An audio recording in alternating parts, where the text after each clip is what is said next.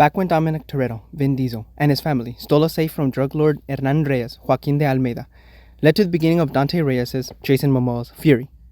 Now on a path for his father's vengeance, he goes after Toretto to make him suffer. In present day, the agency gives Roman, Tyrese Gibson, Tej, Ludacris, Ramsey, Natalie Emanuel, and Han, Zhong Kang, a mission to steal a computer chip in Rome, leaving Dom and Letty, Michelle Rodriguez, home. One night, they are visited by Cypher, Charlize Theron, who informs Dom of an incoming war from a common enemy. Dante has turned Cypher's men against her, using their families as blackmail. After realizing the mission in Rome was a setup, Dom sets out to Rome, where the beginning of his suffering will begin. A little disclaimer. I should have rewatched all the Fast and Furious movies, as I do not recall them very well, to see the whole timeline. I'll just focus on this movie instead. Unfortunately, this franchise is solely looked at as a joke, at times. With its over-the-top action sequences and its unbelievable situations, this iteration of the franchise continues with that notion. But wouldn't you know it? That's the one thing about this movie. Its sole purpose is for dumb entertainment, and that's not a bad thing. Sometimes it's okay to turn off your brain and enjoy a movie without having to understand its complex narratives and symbolisms. But this begs the question. When is it okay to justify a movie being made for dumb entertainment as opposed to just being dumb? The answer? When the movie doesn't take itself seriously, but still remains within the barriers of nonsensical entertainment. What I mean is that there are other movies where it doesn't take itself seriously, but crosses the line from that barrier into the realm of boredom to, I want my money back, going overboard with its story and action that it becomes just dumb. To put it blatantly, it just depends on its delivery. In Fast X, the antagonist is simple. The story is jam-packed with physics-breaking action, and the promise of the premise remains consistent, using cars to save the day for family. Therefore, it remains within the barrier of dumb entertainment, without making the audience feel like they want a refund. Apart from that, you can see the skeletal structure within this movie, and several of its scenes play out nicely. Let's take a look at Rome. You have the scene of a heist gone wrong, to them playing pinball with a bomb. It's pretty unbelievable and includes multiple dumb fun moments. However, would you believe me that it's just dumb action sequences layered over structure and what you can argue is almost good writing? The scene in Rome begins in our break into two.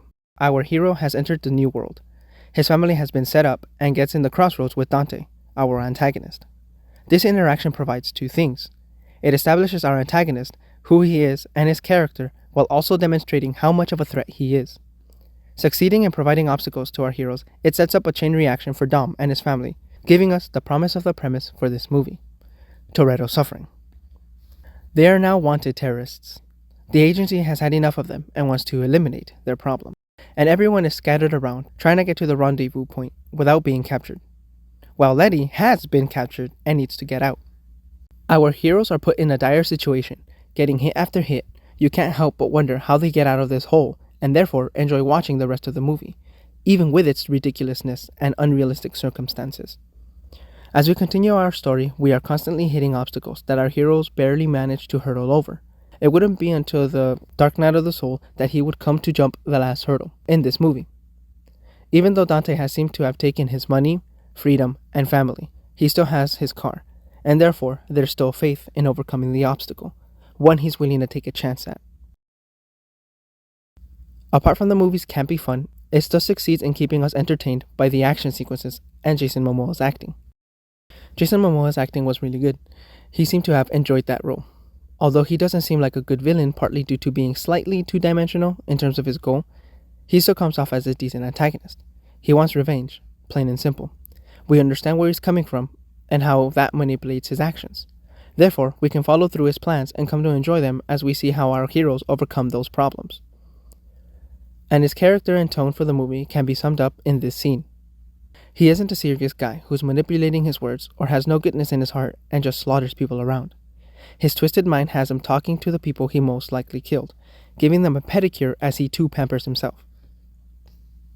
It isn't a serious scene where the villain enters the room guns blazing and forces two dudes to deplete our hero's bank accounts, watching gleefully as the numbers hit zero. No, it's the complete opposite. He removes the funds himself after conversating with himself, using dead people as proxy. And that is what I mean. You're supposed to laugh and enjoy the ride, as you still get a sense of the story. Not to mention Dante's character. You still follow along and get a sense of where it's going, because it still sticks to the structure and doesn't cross the barrier I mentioned before. And it remains consistent throughout the movie. There's structure involved, but it's layered with so many entertainment elements embedded in it that in the end, it comes across as a fun watch and practically nothing more. Sure, at the end of the day, it might not be something to go home and write about, which is ironically what I did, but just for the sake of putting the weight of life aside and enjoying a movie about Toretto and his impossible missions to protect his family using cars.